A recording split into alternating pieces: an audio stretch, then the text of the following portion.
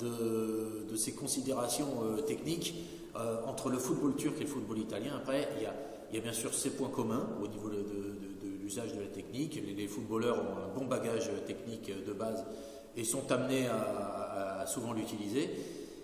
Bon, bien sûr, au niveau du style, bon, je dirais le jeu de tête, c'est pareil, je dirais, dans les deux footballs.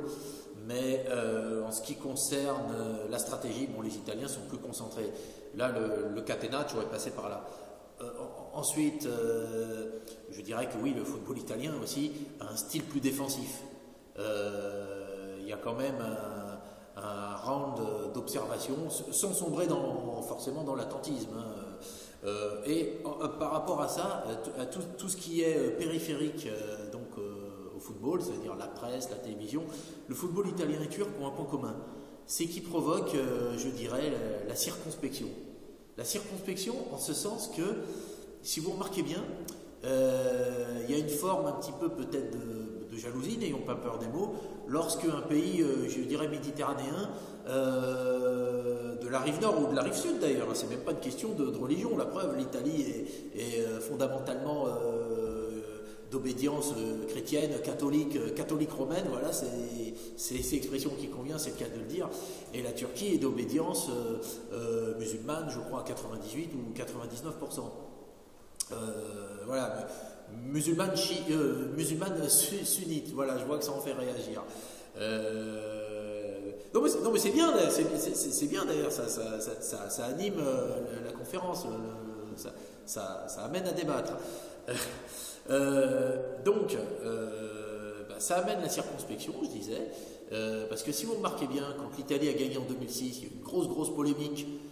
Bien sûr, oui, il y a eu les circonstances du coup de tête de Zidane, de la provocation de Materazzi, mais apparemment, d'après pas mal de spécialistes qui lisent sur les lèvres, notamment du Daily Telegraph, qui est quand même un journal assez crédible et sérieux, bon, hein, le Daily Telegraph, c'est pas ici Paris, hein,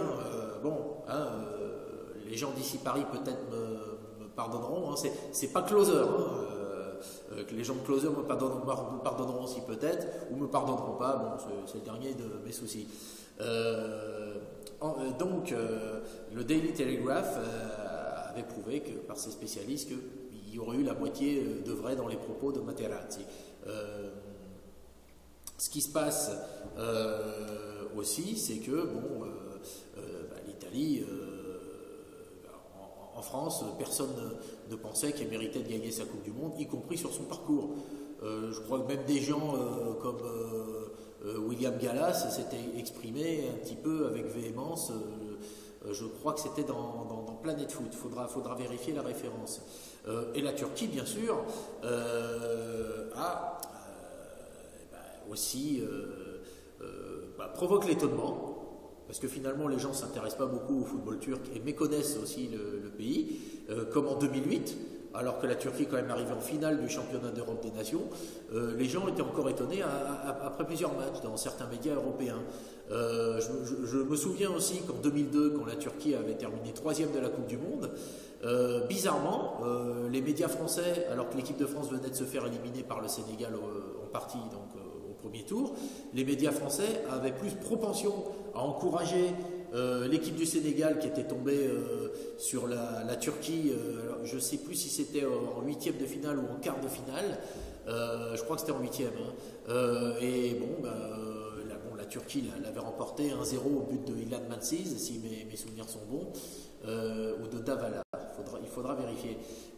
On avait vu aussi que les médias français, comme beaucoup d'autres médias européens, bon là je dis médias français parce qu'on est dans un contexte francophone, ces médias-là n'étaient pas spécialement tournés vers le fait d'encourager, ou au moins de regarder avec une entière objectivité le parcours de la sélection turque, de la Mili, comme on l'appelle là-bas. Et d'ailleurs, ce qui est très intéressant, c'est qu'il y a quand même ce que j'appelle un peu un processus d'identification par substitution ou d'identification par procuration.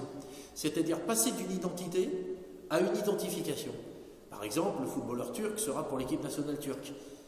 Si son équipe ne sera pas qualifiée, il aura peut-être tendance à a encouragé d'autres équipes représentant des nations musulmanes ou méditerranéennes. Et ça avait été le cas, justement. En Allemagne, on s'est aperçu que beaucoup de Turcs qui travaillaient en Allemagne, et certains étaient même nés en Allemagne, avaient eu cette propension à encourager l'équipe d'Italie pendant le tournoi, notamment lors de la demi-finale opposant l'Italie à son homologue allemande, donc sur le terrain de la Mannschaft.